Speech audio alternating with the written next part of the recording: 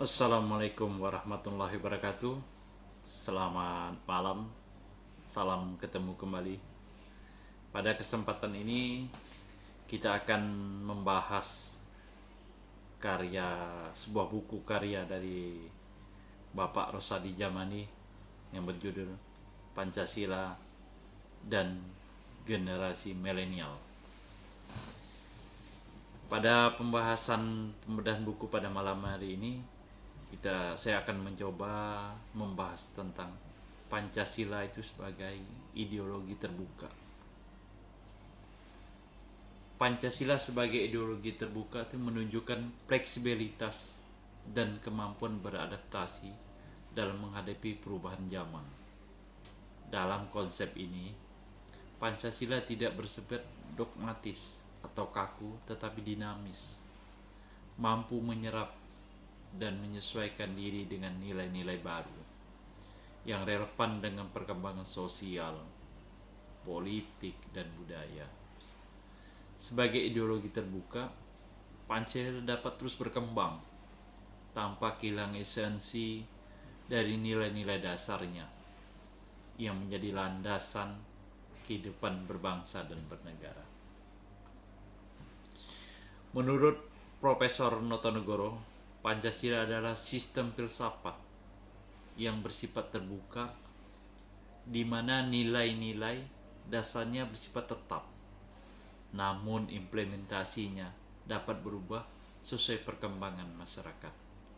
Ini sejalan dengan pemikiran filsuf Prancis Henry Bergson tentang vitalisme yang menyatakan bahwa sistem yang hidup akan selalu berubah dan beradaptasi, tetapi tetap mempertahankan inti vitalnya.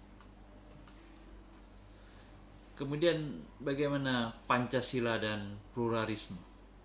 Sebagai ideologi yang terbuka, Pancasila berakar pada pengakuan keberagaman dan pluralitas menjadi ciri khas bangsa Indonesia. Hal ini menciptakan ruang untuk dialog, musyawarah, dan mufakat dalam menentukan arah kebijakan negara sesuai dengan prinsip demokrasi kerakyatan. Sejalan dengan pemikiran John Rawls tentang keadilan distributif, di mana setiap orang mendapatkan hak yang setara, Pancasila menawarkan mekanisme penyelesaian konflik sosial melalui konsensus dan inklusivitas. Pancasila juga menekan pentingnya kearifan lokal dan nilai-nilai budaya yang diwariskan secara turun-temurun. Nilai-nilai ini terus diperbarui sesuai dengan tantangan zaman, namun tetap menjaga kohesi sosial dan identitas sosial. Kemudian nilai-nilai dasar Pancasila, ketuhanan yang Maha Esa, kemanusiaan yang adil dan beradab, persatuan Indonesia, kerakyatan dipimpin oleh hikmat kebijaksanaan dalam permusyawaratan perwakilan, dan keadilan sosial bagi seluruh rakyat Indonesia menjadi pedoman fundamental. Namun, implementasi nilai-nilai ini bersifat dinamis dan responsif terhadap perubahan kondisi sosial, politik, dan ekonomi. Sesuai dengan teori refleksif modernity dari Anthony Giddens, Pancasila memungkinkan respon adaptif terhadap tantangan modernitas, baik dalam konteks demokrasi maupun ekonomi. Sebagai contoh, dalam pembangunan ekonomi, Pancasila menekan prinsip keadilan sosial, memastikan bahwa setiap warga negara mendapat kesempatan yang sama untuk berpartisipasi dalam pembangunan. Hal ini juga sejalan dengan konsep pembangunan berkelanjutan yang diusung oleh Amartya Sen dalam teorinya pembangunan sebagai kebebasan. Kemudian bagaimana Pancasila dalam konteks global. Secara global, Pancasila sebagai ideologi terbuka menawarkan model yang relevan dalam mengelola keberagaman dan mempromosikan toleransi. Prinsip-prinsip seperti musyawarah, mufakat, dan keadilan sosial memiliki kesamaan dengan konsep demokrasi deliberatif yang dikembangkan oleh jargon Habermas, di mana dialog publik menjadi kunci pengambil keputusan yang inklusif dan adil.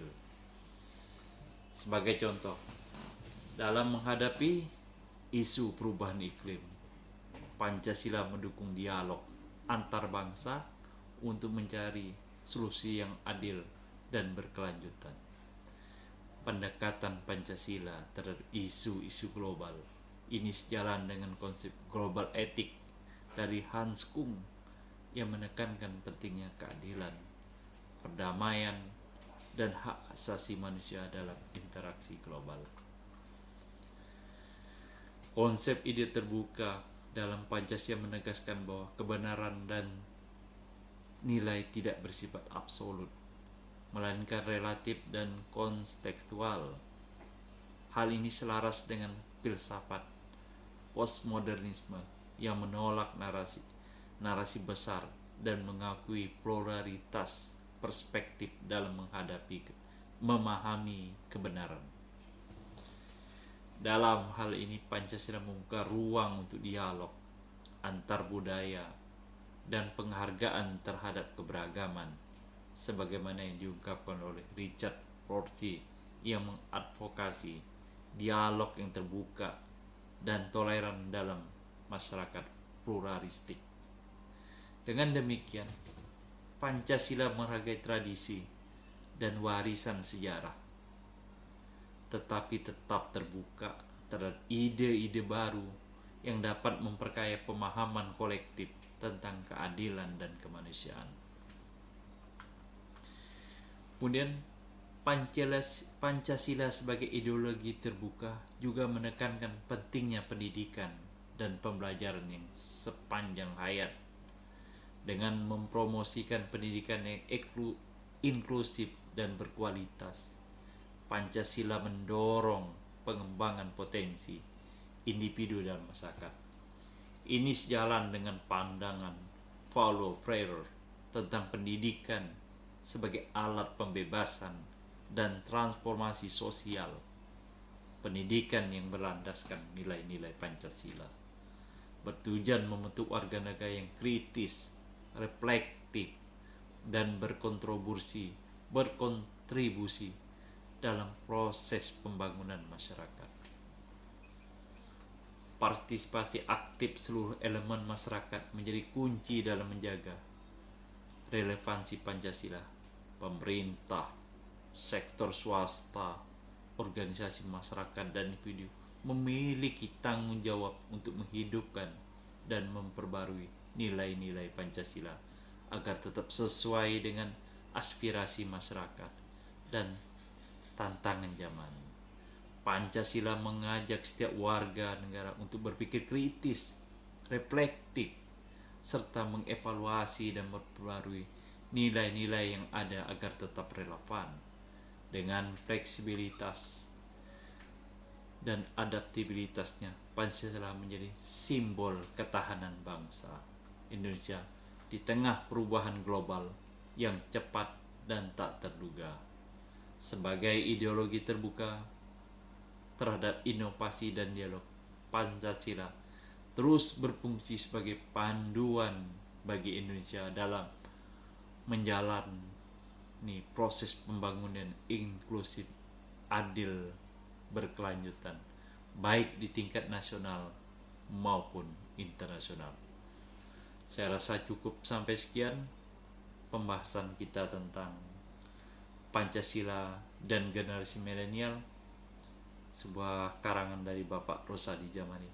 Semoga pembahasan dari buku Bapak Rosadi Jamani ini bisa mendatangkan manfaat bagi kawan-kawan atau saudara yang menonton video YouTube ini. Terima kasih sekali lagi. Assalamualaikum warahmatullahi wabarakatuh.